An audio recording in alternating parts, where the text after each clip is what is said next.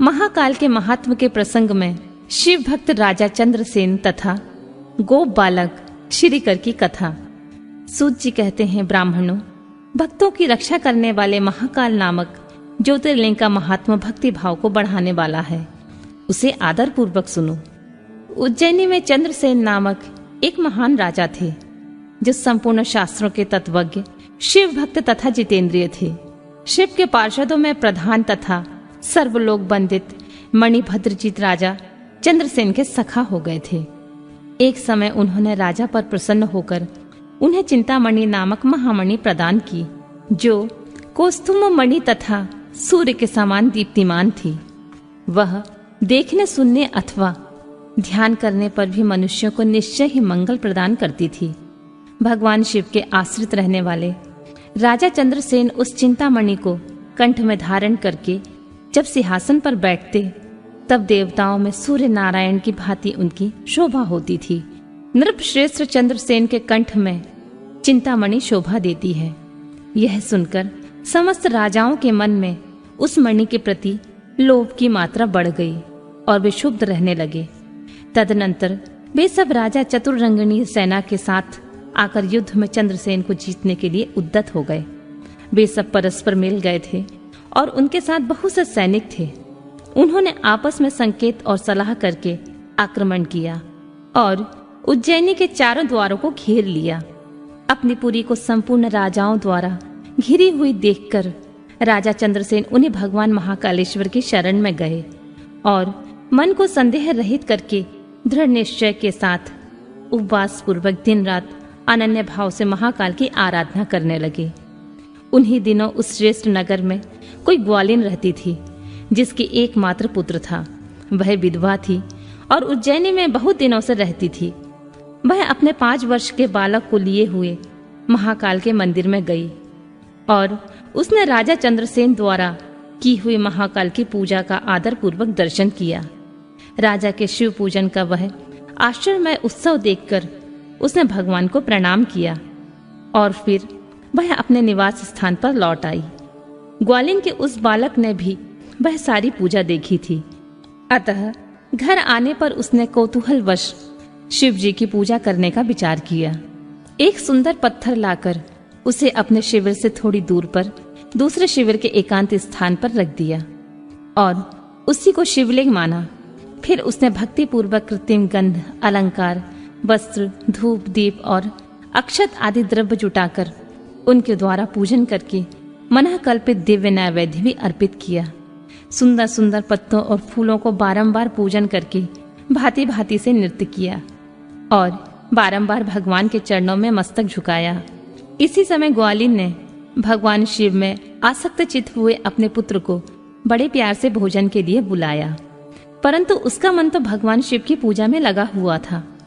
अतः जब बार बार बुलाने पर भी उस बालक को भोजन करने की इच्छा नहीं हुई, तब उसकी माँ स्वयं उसके पास गई और शिव के आगे आंख बंद करके ध्यान लगाए बैठा हुआ देख उसका हाथ पकड़कर खींचने लगी। इतने पर भी वह जब नहीं उठा, तब उसने क्रोध में आकर उसे खूब पीटा।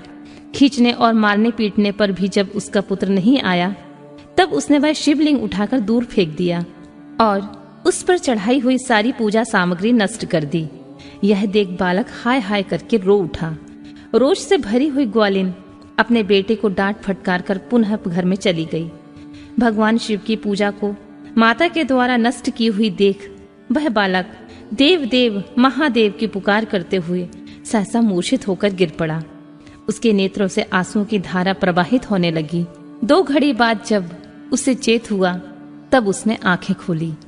आंखें खुलने पर वह शिशु ने देखा, उसका वही शिविर भगवान शिव के अनुग्रह से तत्काल महाकाल का सुंदर मंदिर बन गया। मणियों के चमकीले खंभे उसकी शोभा बढ़ा रहे थे। वहां की भूमि स्फटिक मणि से जड़ दी गई थी। तपाए हुए सोने के बहुत से विचित्र कलश उस शिवालय को सुशोभित करते थे। उसके विशाल द्वार, कपाट और प्रधान द्वार सुवर्णमय दिखाई देते थे। वहां बहुमूल्य नीलमणि तथा हीरे के बने हुए चबूतरे शोभा दे रहे थे। उस शिवालय के मध्य भाग में दया निधान भगवान शंकर का रत्नमय लिंग प्रतिष्ठित था।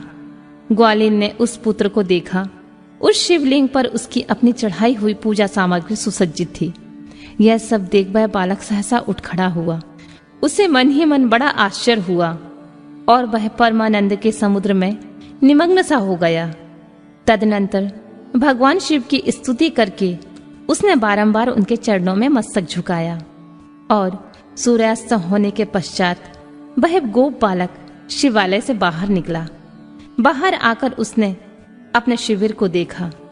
वह इंद्र भवन के समान शोभा पा रहा था। वहां सब कुछ तत्काल सुवर्णमय होकर विचित्र एवं परम उज्जवल वैभव से प्रकाशित होने लगा। फिर वह उस भवन के भीतर गया जो सब प्रकार की शोभाओं से संपन्न था। उस भवन में सर्वत्र मणि, रत्न और सुवर्ण ही जड़े हुए थे। प्रदोष काल के सानंद भीतर प्रवेश करके बालक ने देखा, उसकी मां दिव्य लक्षणों से लक्षित हो एक सुंदर पलंग पर सो रही है। रत्नमय अलंकारों से उनके सभी अंग उद्दीप्त हो रहे हैं और वह साक्षात देवांगना के समान दिखाई देती हैं। मुख से विह्वल हुए उस बालक ने अपनी माता को बड़े वेग से उठाया। वह भगवान शिव की कृपा पात्र हो चुकी थी। ग्वालिन ने उठकर देखा, सब कुछ अपूर्व सा हो गया था। उसने महान आनंद में निमग्न हुए अपने बेटे को छाती से लगा लिया। पुत्र के मुख से गिरजापति के कृपा प्रसाद का वह सारा वृतांत सुनकर ग्वालिन ने राजा को सूचना दी, जो निरंतर भगवान शिव के भजन में लगे रहते थे। राजा अपना नियम पूरा करके रात में सहसा वहां आए और ग्वालिन के पुत्र का वह प्रभाव जो शंकर जी को संतुष्ट करने वाला था देखा। मंत्रियों और पुरोहित सहित राजा चंद्रसेन वह सब कुछ देख परमानंद के समुद्र में डूब गए और नेत्रों से प्रेम के आंसू बहाते तथा प्रसन्नता पूर्वक शिव के नाम का कीर्तन करते हुए उन्होंने उस बालक को हृदय से लगा लिया। ब्राह्मणों, उस समय वहां बड़ा भारी उत्साह होने लगा। सब लोग आनंद विभोर होकर महेश्वर का नाम और यश का कीर्तन करने लगे। इस प्रकार शिव का यह अद्भुत महात्मा देखने से पूर्ववासियों को बड़ा हर्ष हुआ और इसी की चर्चा में वह सारी रात एक क्षण के समान व्यतीत हो गई। युद्ध के लिए नगर के चारों ओर से घेरकर खड़े हुए राजाओं ने प्रातःकाल अपने गुप्तचरों के मुख से सारा अद्भुत चरित्र सुना। उसे सुनकर सब आश्चर्य से चकित हो गए और वहां आए हुए सब नरेश एकत्र हो आपस में इस प्रकार बोले, ये राजा चंद्रसेन बड़े भारी शिव भक्त हैं, अतएव इन पर विजय पाना कठिन है। ये सर्वथा निर्भय होकर महाकाल की नगरी उज्जैनी का पालन करते हैं। जिसके पुरी के बालक भी ऐसे शिव भक्त हैं, वे राजा चंद्रसेन तो महान शिव भक्त हैं। इनके साथ विरोध करने से निश्चय ही भगवान शिव क्रोध करेंगे और उनके क्रोध से हम सब लोग नष्ट हो जाएंगे। अतः इन नरेश के साथ हमें मेल मिलाप कर लेना चाहिए। ऐसा होने पर महेश्वर हम पर बड़ी कृपा करेंगे। सूत जी कहते हैं, ब्राह्मणों, ऐसा निश्चय करके शुद्ध हृदय वाले उन सब भूपालों ने हथियार डाल दिए। उनके मन में बैर भाव निकल गया। वे सभी राजा अत्यंत प्रसन्न हो चंद्रसेन की अनुमति ले महाकाल की उस रमणीय नगरी के भीतर गए। वहां उन्होंने महाकाल का पूजन किया। फिर वे सब के सब उस ग्वालिन के महान अद्भुत पूर्ण दिव्य सौभाग्य की भूरी भूरी प्रशंसा करते हुए उनके घर पर गए। वहां राजा चंद्रसेन ने आगे बढ़कर उनका स्वागत सत्कार किया। वे बहुमूल्य आसनों पर बैठे और आश्चर्यचकित एवं आनंदित हुए। गोप बालक के ऊपर कृपा करने के लिए स्वतः प्रकट हुए शिवालय और शिवलिंग का दर्शन करके उन सब राजाओं ने अपनी उत्तम बुद्धि भगवान शिव के चिंतन में लगाई। तदनंतर उन सारे नरेशों ने भगवान शिव की कृपा प्राप्त करने के लिए उस गोप शिशु को बहुत सी वस्तुएं प्रसन्नता पूर्वक भेंट की। संपूर्ण जनपदों में जो बहुसंख्यक गोप रहते थे, उन सब का राजा उन्होंने उसी बालक को बना दिया।